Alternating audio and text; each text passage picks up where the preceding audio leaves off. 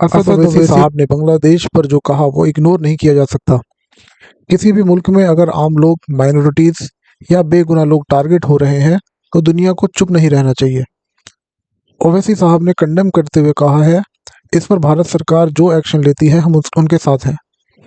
और एएनआई को इंटरव्यू देते हुए क्या क्या बातें कही हैं, वीडियो को पूरा देखिए। हम अपनी पार्टी की जानिब से दीपू चंद्र दास और अमृत मुंडाल की जो उनकी लिंचिंग हुई उसकी मजम्मत करते। बांग्लादेश में 20 मिलियन नॉन मुस्लिम माइनॉरिटीज़ रहते हैं, तो ये बहुत ज़रूरी है कि बांग्लादेश के जनाब यूनुस साहब इन नॉन माइनॉरिटीज़ की हिफाजत करें। ये बांग्लादेश जो बना वो बना था सेकुलर बांग्ला नेशनलिज्म के ऊपर, और बांग्लादेश के संविधान में आर्टिकल 41 फ्रीडम ऑफ रिलीजन की बात करता है, 27, 28 इक्वालिटी ऑफ लॉ की बात करता है, और उनके संविधान का आर्टिकल 12 सेकुलरिज्म की बात करता है। और ये जो वाक़यात हो रहे हैं जिसमें दीपू चंद्र दास को मारकर आग लगा दी गई, फिर अमृत मुंडाल को जान से मार दिया गया। बांग्लादेश में 20 मिलियन नॉन मुस्लिम माइनॉरिटीज़ रहते हैं, तो ये बहुत ज़रूरी है कि बांग्लादेश के जनाब यूनुस साहब इन नॉन माइनॉरिटीज़ की हिफाजत करें। और बांग्लादेश में एक पॉपुलर रेवोल्यूशन आया है, और बांग्लादेश की स्टेबिलिटी भारत की सिक्योरिटी के लिए बहुत ज़रूरी है, ख़ास तौर से नॉर्थ ईस्ट के लिए।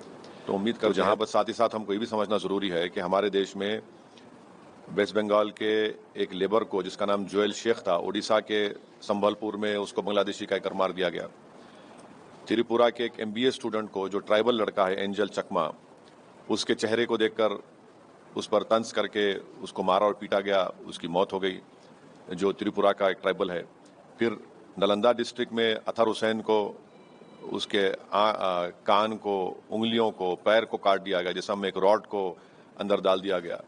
तो ये तमाम इस बात को बताते हैं कि जहां पर रूल ऑफ लॉ कमज़ोर होगा और वहां पर मेजॉरिटेरियन पॉलिटिक्स गलबा हासिल कर लेगी, तो फिर ये वाक़यात होते हैं। और उम्मीद करते हैं कि हमारे ताल्लुकात बांग्लादेश से और ख़राब ना हो, और जो भारत सरकार कोशिशें कर रही है उसकी हम उसको सपोर्ट करते हैं बांग्लादेश में ताल्लुकात को अच्छा रखने के लिए।